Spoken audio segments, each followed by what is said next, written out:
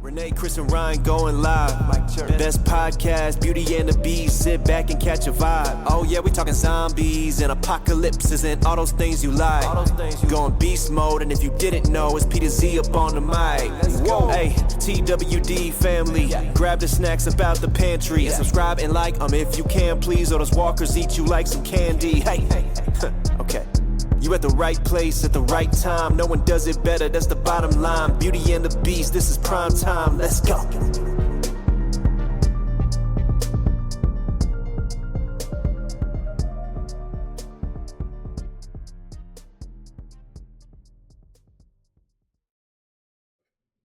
Hello. Hi, everybody. Hello. How's it going? Hi. We're not live, are we? I mean, not live, but like we do this. We've done this the past 3 weeks so far. we're live-ish, live-ish. Live-ish. Yes, there we go. Yeah. I'm kind of hallucinating, like Merle in the heat on top of a building, contemplating chopping his arm off. Yeah. Something like that. Yeah. Yeah. You know? So that segues into the fact that we're talking about Tell It to the Frogs today. What a weird name for an episode. I understand why thematically, but like it's such so like out of context, very weird name. But you never forget it. True. But yeah, like Chris said, this one starts with Merle on the roof. He's hallucinating. He's talking to God. He's anything at this point because he knows he could die. Yeah. Yeah. He's having a moment. Understandably, he's in the heat. He's dehydrated. He's yeah, I guess I mean, if to be in that state of mind to hack your own arm off with a dull-bladed hacksaw. Yeah. Either hallucinating or I would imagine most people would prefer to be high on something. Yeah. Yeah.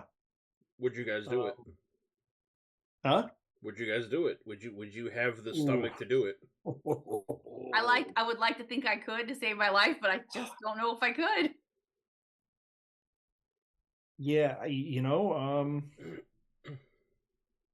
I guess until I'm in that situation, I'll never know. You know what I mean? Like to take. I think he took his belt, right, and tourniqueted his arm. Yeah. I'm pretty sure, right, from what I remember. Yep. Hey man, in desperate situations, you do some crazy shit. I mean, honestly, that seems way better than being ripped apart by walkers until because you're gonna feel that for a little while there. Yeah. I guess if you want a fighter's chance, you just cut your arm off. I think it's also like important to mention like motivations, right? Like Merle had his, more than likely he was fixated on revenge, right? Like that was his big thing. And like both of you guys are parents, right? So like if you knew you had to get back to your kids, I feel like that extra, like, they talk about like the mom mentality, right? Like, there's the stories of moms like lifting cars to save their children, right? Like, I mean, I feel like that would have to play a factor too, right? Like if you knew you had to get back to your kids, that extra adrenaline, I don't know, would that help you to make that decision easier or go through with it, I mean, look, if I had a choice on how to do it, I would much rather have like a hatchet. Yeah. Or like a heavy bladed axe. Yeah.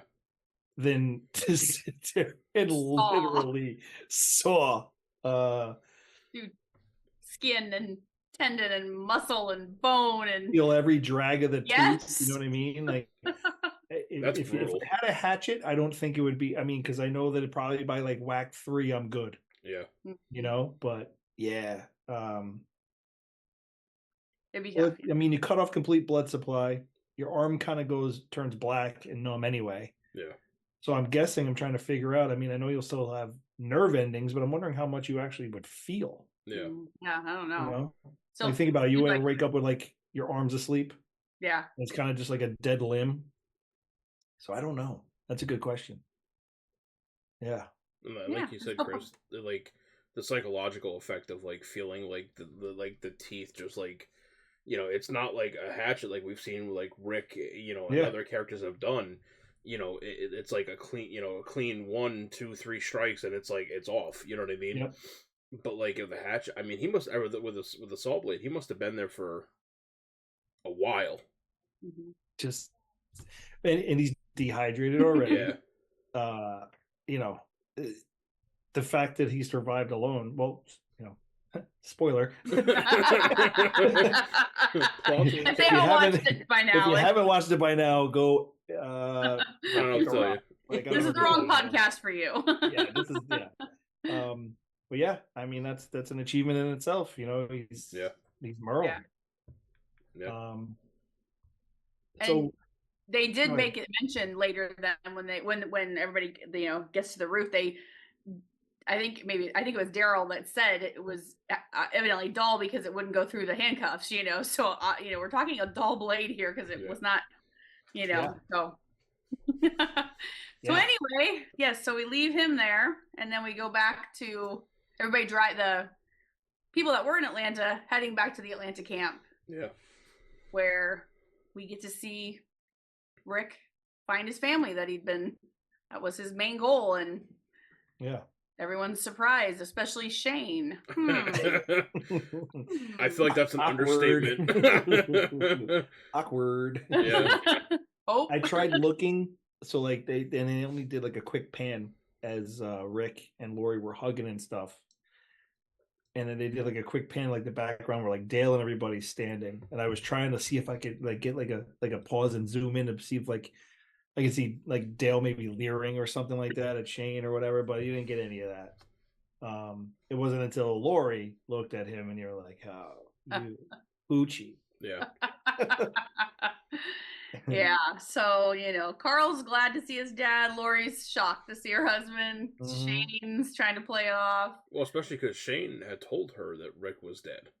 Yeah, which later Rick's like, because Carl says, "Well, Mom said you were dead," and he said, "Well, she had every reason to believe that."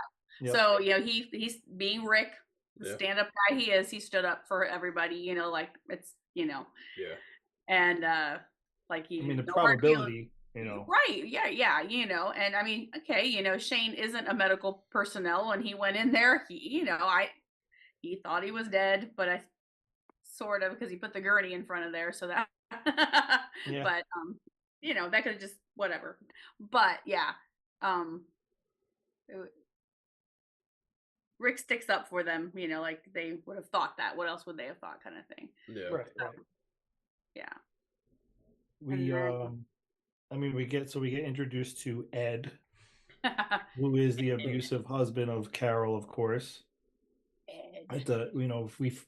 We move to the campsite where everybody's hanging out, and we see the first interaction between Shane and him, and right there, and then you get a glimpse of Carol's life. Because he's such a man, he tells her to remove the burning hot log out of the fire. Well, he'd have to get up, Yeah. Yeah, of course. It is really interesting knowing where Carol ends up and like Daryl Dixon, like in the show, right? Like, and like seeing the kind of person that she's evolved into, as opposed to like the person that we see her at episode 3, it's like night and day. You almost wouldn't recognize her as being the same person that we leave off with at the end of Daryl Dixon season 2. Yeah. Oh yeah. Yeah, a woman who figures out a way to get a plane to go across the I mean, how do you do that in an apocalypse? But she made it happen, Yeah. So yeah, very, very different person. But yeah, it's sad too to see that, and just just to watch that again, to see and remember where she came from, and freaking Ed, man. Yeah, well, he was just but so that was really interesting to see all of that, and then to see we get Daryl's introduction. Everybody's worried when they all keep saying when Daryl comes back. So I remember first watching this and thinking, I knew who played Daryl Dixon, or I knew who was going to play him and everything, but I was like, it's going to be just like Merle, and that's what I expected. Right. This other Merle, and so he was, different but the same kind of thing. But it was just cool to see him come on the scene again and yelling at everybody because they're not, I gotta tell you guys, it's gotta be a headshot. And that walker, which I think most people know by now, that was Greg Nicotero. So his first, Daryl Dixon's first, Reese's first on-screen walker kill was Greg Nicotero, which ends up coming full circle. Because as he, in the series finale, when he's riding his bike, he passes Nicotero as a walker again. So it's kind of like the full circle thing with Daryl and Greg's walker, so that was pretty cool. And it's cool also knowing like that him and Greg are like really close in real life. Yeah. And like, just like knowing that and like having him like being the first zombie that we see him kill versus like the last one that he passes by as he rides off into the sunset is kind of like a really cool like nod to that. You know what I mean? Yeah, very cool. I mean, they own restaurants together, so I mean, why not? Yeah. Not to skip ahead. Well, obviously, let's pause because I had that quick little discussion with you guys pre-show. Is that Lori in episode 1 had a little bedtime thing with Shane, and then in episode 3, Rick is back, and that night she has a little bedtime thing with Rick. So it's kind of like, was she letting Shane's swimmers swim? Was it really, Judith? It could have been either one. It's here or there, depending on what she was allowing. She's such a whore. But she was allowing whoever to do what. There it is. Yeah, I'm such a whore. I hated her I hated her since just from episode 1. You hate her. You get no other choice. But yeah, it's just so who knows? Flip a coin, I guess.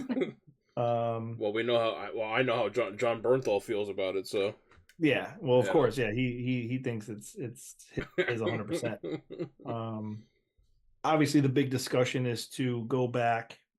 Rick is not worried, but Rick is thinking maybe we should go back and get Merle, because of Daryl and stuff, and how he's going to act and everything.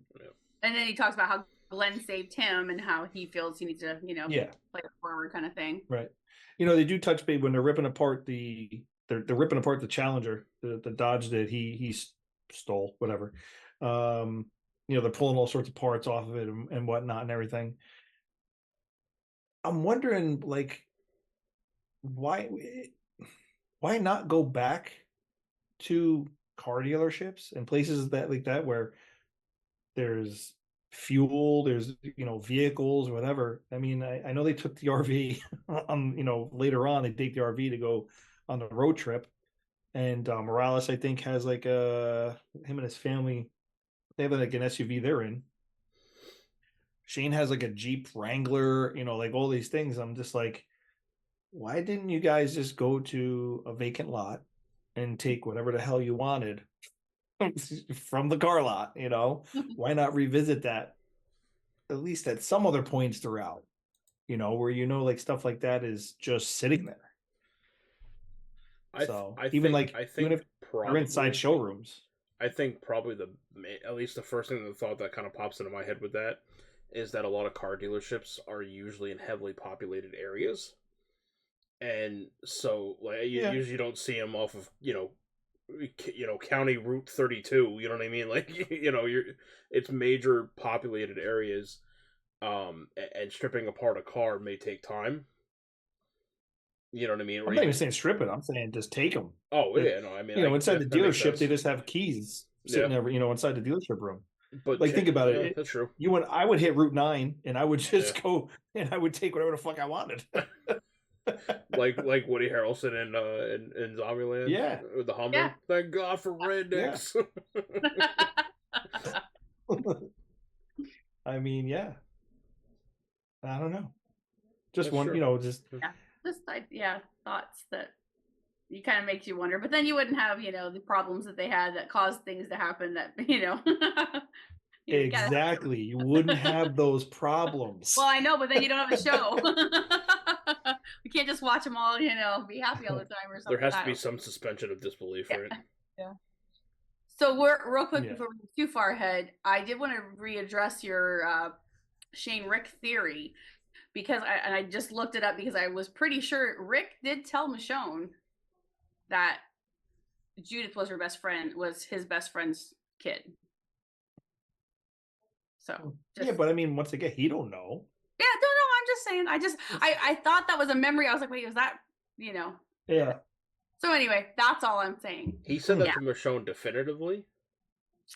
Yeah, and it was like season, I gotta look it up. So service dead.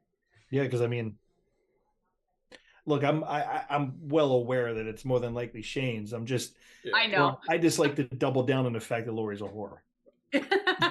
Just gotta make sure you hit that one home. Yeah. Just gotta drive that point home.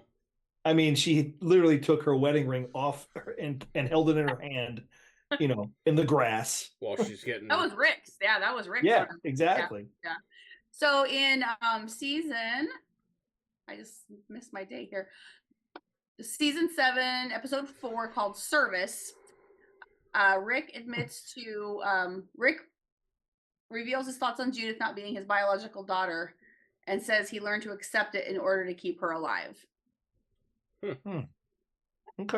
And like I said, I just thought that was a memory, but then I thought, who knows if I dreamed it or something. So I had to look it up. But I understand what you're saying. There's no yeah. So anyway, you can theorize all you want. That's what we do. Yeah. Well, that's why we're here. Who knows? Right. So anyway, so we want. So yeah, that part then. Yeah, because this is the episode where then Lori really just, oh my gosh. So she's mad at Rick because she doesn't want him to leave to go get Merle. Then she's like, when Daryl says something, she's like, well, he's going to go get him or something. Like she made it sound like that. Then as soon as Shane says something negative, then she's like all negative again. Yeah. It's like, she's a lame lady, Yeah. She's all over the place. And I mean, even Carl's not worried. She goes to Carl, oh, it'll be okay. Carl's like, I'm not worried. My dad found us. He's not, nothing's gonna happen. Why is Carl at that age more of an adult than she is? Exactly. I was rewatching that scene, thinking that exact thought. I was like, this is, yeah. Like, lady, grow up. You're an adult. Like the world's going to hell, and your son is the one that's being more responsible and more calm and down to earth than you are. Relax. Fucking 3 days ago, you were screwing his best friend, thinking he was dead. I mean, relax. So speaking of that, and all of our wild theories, do you think that Shane and Lori were hooking up before Rick died, or before Rick was shot, before the outbreak? It's crossed my mind. Just yeah. I just because just how she is, and then just him like in the car when they were talking, he's like, how's Lori? And he's like trying to find out what's going on, and there's obviously tension in the Grimes household and things. So just throwing that out there. And they if I remember correctly, they even talk in the police car right before they go to the shootout. They have a conversation about like Shane like settling down or whatever. And he was like, oh, that's not for me. Like, you know what I mean? Like, just like the tenor of the conversation, I've always had that thought that, like, was there something there? And the fact that Shane brought up Lori very specifically was weird. Yeah. Yeah. So, anyway, there's, Yeah. There's that. Well, in that conversation, too, they give you a real good, they give you a really good view of the world and the type of person that Shane is, like the question or something. They're having a conversation. It's about women, like how, I don't know, what's he say? Like he's talking about they can't turn a light off, and like how dumb women are and all this shit. Well, yeah, because he was my favorite. It was hilarious when he says it. She's like, "You sound like my father," and all this, and he goes, "You mean it's he?" And he said, and Rick says, "What do you say then?" He goes, "Well, what I want to say is, you mean you've been hearing this your whole life and you still can't turn the light off?" Yeah. Right. So, Yeah. So we can see what his they opinion. Give you a pretty good window. Yeah. Yes. Exactly. This is what Shane is like. So yeah. Right. And that brings up another thought that I had, and seemingly Shane is really good with Carl, but considering what a dirtbag Shane really is, do we think that he is genuinely being a good guy and trying to be a father figure for Carl, or is he doing that to manipulate Lori's feelings? Yeah. I think on one hand he does kind of like Carl, you know, but it's never like a deep enough thing. I feel like it's always a lot of show. Like when they're alone, he talks to him differently than he does in front of Lori. Yep. You know, and stuff. Yep. So I feel like sometimes it's a little more manipulate. You know, just oh, look what I'm doing, Lori. I'm taking care of your kid. Exactly. Yep. Throw Shane a bone. Yeah. I took your kid to go catch frogs. Yeah. Well, you can throw Lori a bone, but you know what she'll do with it. Ouch.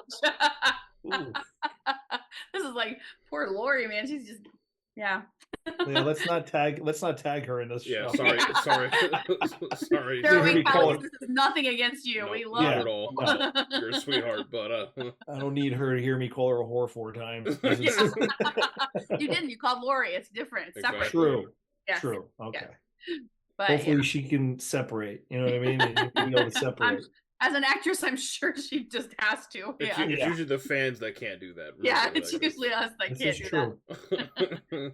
But so anyway, we get to that point where everyone's arguing about who should go and what should go and all this stuff, and then they get their group together. Glenn doesn't want to go because Glenn's like, I'm so sick of being the little doggy that everybody just puts around, but he goes, you know, knows the way, knows everything. And then we have the quarry scene, which Lori yells at Shane and right, that's in this that's why it's but anyway, it's like right at the it's like at the end. Not quite the end. So then, you know, Lori yells at him, tells him, leave my family alone. You told me my husband's dead, blah, blah, blah. She says all those things. So then the ladies are all talking, and then Ed decides to be Ed, and Shane's just done. And he just beats the holy hell out of him. That was so satisfying. I know. It's like, man. I hate Shane, but I was like, go Shane. Yep. Absolutely. That was, he definitely deserved every blow he got there. And the worst part is, you know, all of us know probably enough about abuse victims, and Carol is just, no, you know, she's trying to protect him, and she's trying, it's like, oh, you know, you just feel so bad for her because that's just the mindset she's in, and it's just so sad, you know, that she's so upset by it, where she should be like, getting in there and getting her own licks or whatever, you know, but but again, it goes back to showing where Carol was to where she, you know, who she became. But I feel like it's also like that domestic abuse victim, like conditioning almost, where it's if I don't defend my husband, or if I don't like try to do what I can to like protect him, it's only going to make things worse. 100%. And that goes back to like even Andrea, when Andrea was like, you know what, Ed, why don't you wash it yourself? And you heard Carol, and she was like, Andrea, don't, it's not worth it. It's not worth it. And she was ready to go with Ed. And that's, you know what I mean? That just like, he just keeps all the abuse on her. Yeah, exactly. I mean, Andrea's not gonna get anything. It's gonna be Carol's gonna come down on Carol. So that's And then so after Shane does the Ed beatdown, like obviously Carol's like apologizing profusely, I'm so sorry, whatever. But if you look like at the eye contact between Andrea and Shane, I don't know. I just feel like Andrea was kind of like turned on by the whole thing. You know what I mean? Like, maybe so. That's, you know. I mean, look, I think she wanted to beat the shit out of Ed, obviously, too. So, but I don't know. Shane walked away. You know, he's all distraught and stuff, and they make like eye contact, and I'm like, oh, you sassy little. Well, she ended up being another one of those, you know. Poochies in the show. So after go ahead. Oh no, another just a little trivia thing about this episode. This is the only episode that all the Atlanta people were featured in, the Atlanta group, because we kind of got some introduced here, there, and then whatever. And then we lose some. So this was the first with all of them. That's cool. So that was kind of a cool not last very long, but it's just a topic to note, you know. And Carl's shirt. Soon. And then Carl's shirt that he's wearing, Yeah. Is the shirt that he had like in the comics. It's the same kind of shirt when he reunited with Rick in the comics. It's the same shirt. Oh, that's cool. Yeah, so Okay. that's always a fun little, tidbit. Yeah. I think a lot of people do know it, but yeah. Well, I mean, well, no, I was going to say, obviously after that, they show Rick and everybody back at the rooftop. And as we were talking about Merle in the beginning, there's a hand, obviously the handcuffs, the saw, and no Merle. Yeah. Well, part of Merle. Yeah. Would have been cool if they had like crows pecking at it, you know what I mean? Like, trying to like fly away with the fingers or the hand, you know what I mean? Yeah, Daryl has a moment, he freaks out, and I mean, his escape, right? Doesn't it show like they follow like a blood trail, right? in the next episode, then Yeah, they follow a blood trail. Yeah. Like down, I think it was down like a fire escape, in through a window. Yeah, they find the iron. It's just like, damn. One thing is that I don't understand, and maybe I missed something. Like genuinely, I could have, because I'm on overnights right now and I'm sleep deprived. But when we see at the end, I think end of 2, beginning of 3, you see the walkers are at the door, trying to get through. No, that's in this episode. Okay, so episode 3, but you see it happening, right? And that's what drives Merle to do this whole thing. About when they go the rooftop door. The rooftop door. The one that's been chained. Chained it. Yeah, T-Dog chained it. Yeah. So my thing is, right? That's in the beginning of 3, the very beginning of 3. Yeah. My big thing is, in season 1, we know that these walkers are different than what we're used to in the rest of Walking Dead, right? They're stronger. They have more problem solving mentality than what we're used to, right? Would they have? How much time has truly passed since they abandoned Merle? Because wouldn't those night, walkers, right? Like one day? Like a day, Yeah. right? Just a full day? Yeah, I mean, like they slept. Yeah, because they got back. They slept, and then they left the next day. Okay, because I wasn't sure if it was a day or 2 days. Hours. But okay. Yeah. But wouldn't those walkers, even like if Merle had escaped like he did, wouldn't they have just continued pushing on that door trying to get through? I feel like there would have been more damage to the door than what we saw, is what I'm saying. Unless they heard something and drew them away. Oh, maybe. These guys are very attuned to sound. That's what because T-Dog says whatever chain he used, he said that's why they had to get Dale's bolt cutter, because he said nothing's getting through that chain. And so maybe that we watched how a little, it doesn't have to be a terribly loud sound. And if one goes, then they'll all start following. So I mean, it's a good idea. I mean, I think I get what you're saying, but that could be the situation. Yeah, that's valid. Merle was gone. The food was gone. They had to move somewhere else. Yeah. Kind of what I'm thinking. Yeah. So, that makes sense. I didn't even think about that, but I'm like, because I feel like that door was surprisingly intact. Yeah. For for the number of walkers and like how strong that we have seen them be in this season, it didn't match up, but that makes sense actually. And then T-Dog did mention that stairwell was very narrow. He said that only like a dozen or so walkers could have fit up it anyway or something. Mm-hmm. So he almost like they were setting that up to kind of answer your question fair. a little bit anyway. But no, I get what you're saying. Yeah. But yeah, so that was it's just crazy. Yeah, that all we have left of Merle at this point, at the end of this episode, is his hand. So it was it was. We get a lot of stuff in this episode, leading up to even more coming in, in the next one. So you could even say that Merle left this episode only part of the man he was. Yep. I'm wondering too.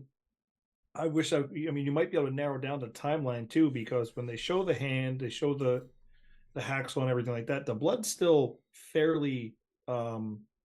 Mm-hmm. It's not. You would think maybe in the Atlanta sun it would dry up a lot quicker or whatever. So you could probably narrow down the timeline. Like maybe Merle got out of there like a few hours before they even showed up. Yeah, well, in the next episode, when we see those little sterno things, those things don't burn but a few hours. Yeah. Those are those little things they put under food, like a like catering. a buffet. Yeah. And they were still lit. So yeah, I don't think it's been long at all because they, with those things still burning, and I suppose there's longer burning ones or something, but still, they don't burn for 24 hours. They have a limited fuel capacity. Yeah. So they would, That's true. Yeah. So yeah, I don't think it'd been very long since he hightailed. Well, it probably wasn't, because then they wondered if it was him who stole their van. Yeah. Right. Oh yeah, that's right. I just So that's a question that comes up later. So it could be they were right behind him and just missed him. That's true. So yeah, I didn't even think about the sternos. Mm-hmm. Yeah, that's a good way. Yeah, because you're right. They only burn. I'm trying to think had a party, and they might have lasted a couple hours. Interesting. I'm Googling it.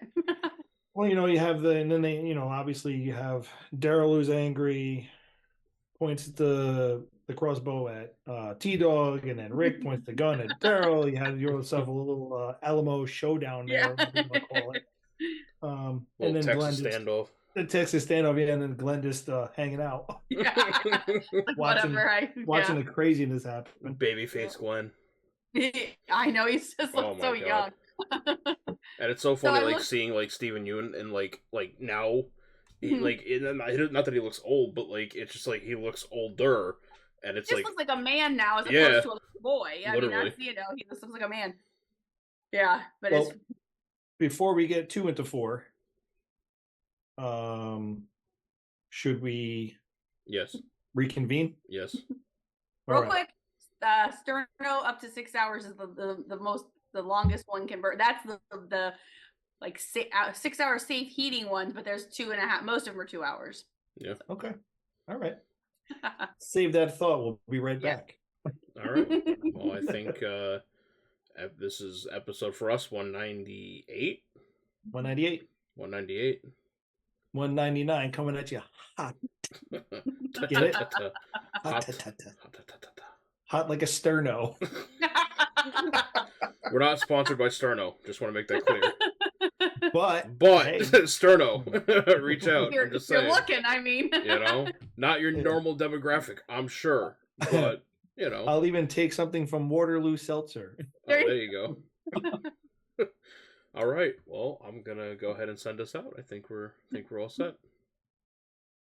See you for episode 4. 4 Vatos. 4. Renee, Chris, and Ryan going live. Best podcast, Beauty and the Beast. Sit back and catch a vibe. Oh yeah, we talking zombies and apocalypses and all those things you like.